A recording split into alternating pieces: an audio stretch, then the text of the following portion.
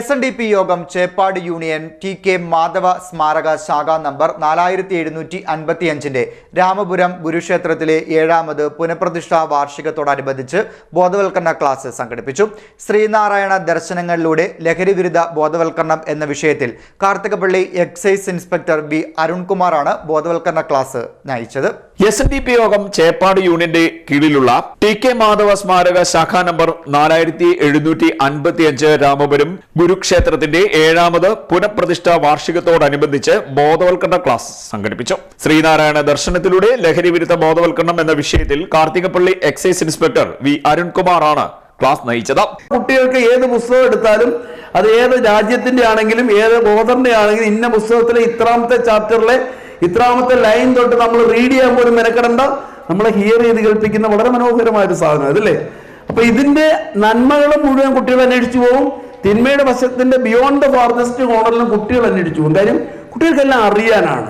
ഇപ്പൊ ഗെയിമൊക്കെ അങ്ങോട്ട് കളിക്കുമെന്ന് പറഞ്ഞു, ഇപ്പൊ പബ്ജിയോ ഫ്രീ ഫയറോ പെസ്സോ അല്ലെ ക്ലാഷ് ഓഫ് അതൊക്കെ ഒന്ന് കളിക്കാൻ അങ്ങോട്ട് തുടങ്ങുമ്പോൾ തന്നെ പെട്ടെന്ന് അമ്മമാർ വന്നിട്ട് അങ്ങോട്ട് പിടിച്ചു മേടിച്ചാൽ സന്തോഷത്തോടെ കൊടുക്കുവോ? എന്തോ പറയും, ഒരു 10 മിനിറ്റ് കളിക്കത്തുള്ളൂ അമ്മേ, പിന്നെ അങ്ങോട്ട് പഠിത്തമാന്ന് പറയല്ലേ. 1 മണിക്കൂർ കഴിഞ്ഞ് അമ്മ തിരികെ വന്നാൽ ഈ കളി നമുക്ക് സ്റ്റോപ്പ് ചെയ്യാൻ പറ്റുന്നുണ്ടോ? പെട്ടെന്ന് പറ്റത്തില്ല. എന്താണെന്ന് അറിയാമോ? 15,000 തൊട്ട് 20,000-ഓളം ഡോപ്പമിൻ നമ്മുടെ തലച്ചോറിൽ ഉത്പാദിപ്പിച്ച് പ്രവഹിച്ച് അസുഖത്തിൽ നമ്മൾ ആഴ്ന്നു പോകുന്നതുകൊണ്ട് നമ്മൾ സ്വയം തീരുമാനിച്ചാൽ നമുക്ക് പെട്ടെന്ന് സ്റ്റോപ്പ് ചെയ്യാൻ പ്രയാസമാണ്. ഇപ്പൊ ഗാംബ്ലിംഗ് ഗെയിമൊക്കെ അച്ഛന്മാരെ കണ്ടിട്ടുണ്ട്, പണ്ട് ചീട്ടൊക്കെ കളിക്കുന്ന അച്ഛന്മാര് രാവിലെ തൊട്ട് ഉച്ച വരെ ഇരുന്ന് ചീട്ട് കളിക്കും. ഓണമാണെ പറയണ്ട, ഉച്ചയ്ക്ക് ആ ചോറുകൂടെ അവിടെ കൊണ്ട് കൊടുക്കാമെങ്കിൽ ഒരു ക്ഷീണവും ഇല്ലാതെ വൈകുന്നേരം ഇരുട്ട് വരുന്നവരെ ഇരുന്നും കളിക്കും. ഇപ്പൊ എടത്തോപ്പള്ളിയില്, ഞങ്ങളുടെ നാട്ടിലെ എടത്തോപ്പള്ളിയിലൊക്കെ ഈ പള്ളിയിൽ ഇങ്ങനെ വളയം പോലെ എറിഞ്ഞു പിടിക്കുന്ന ഗാംബ്ലിംഗ് ഗെയിമുകളുണ്ട്, അല്ലെ കുലുക്കി കുത്തു പോലുള്ള ഗെയിമുകൾ. അതൊക്കെ കളിക്കാൻ നിരോധിക്കപ്പെട്ട ഗെയിമാണല്ലോ. അത് കളിക്കാൻ പോയി ഇരുന്ന് കഴിഞ്ഞാൽ പോക്കറ്റിലെ പൈസ തീർന്നാലും അവിടുന്ന് എഴുന്നേറ്റ് പോലും പോകത്തില്ല. കാര്യം 20,000-ഓളം ഡോപ്പമിന്റെ സുഖത്തിന് മേളിലേക്ക് നമ്മൾ കടന്നു പോകുന്നതുകൊണ്ട് നമുക്ക് പെട്ടെന്ന് സ്റ്റോപ്പ് ചെയ്യുക എന്ന് പറഞ്ഞാൽ ഈസി അല്ല.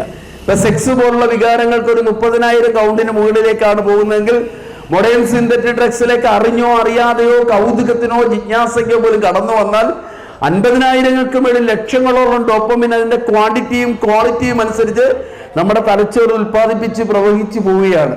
നമുക്ക് തിരികെ വരാൻ പറ്റുമോ? ഞാൻ പറഞ്ഞ സയൻസ് നിങ്ങൾക്ക് മനസ്സിലായോ? 50 തൊട്ട് 100 ഡോപ്പമിൻ ഉത്പാദിപ്പിക്കപ്പെടാൻ സാധ്യതയുള്ള ചായ ഒരു നേരം കിട്ടിയില്ലെങ്കിൽ എന്താണ്? നമുക്ക് ഫ്രസ്ട്രേഷൻ അല്ലേ, തലവേദന എടുക്കും അല്ലേ. ആ സമയത്ത് കിട്ടിയില്ല ഈവൻ ഒരു തലവേദന പോലും ഫീൽ ചെയ്യും അല്ലേ. പക്ഷെ 15,000-ഓളം മൊബൈലിന്റെ ഡിപ്രഷൻ ഞാൻ പറയാതെ തന്നെ പറയാം, നിങ്ങൾക്ക് മനസ്സിലാവും അല്ലേ. എന്താണ് ഈ മൊബൈൽ? ഇന്ന് ഞാനിവിടെ വന്നൊരു ക്ലാസ് എടുത്തിട്ട് പോയി വൈകുന്നേരം ഒരു പോസ്റ്റ് ഇട്ടാല് എന്റെ നമ്പർ അറിയാവുന്ന 1-2 പേരുണ്ടല്ലേ, അവരെങ്കിലും എനിക്ക് അനുകൂലമായി സാറെ കുഴപ്പമില്ലാത്തൊരു ക്ലാസ് ആണെന്ന് പറഞ്ഞില്ലെങ്കിൽ.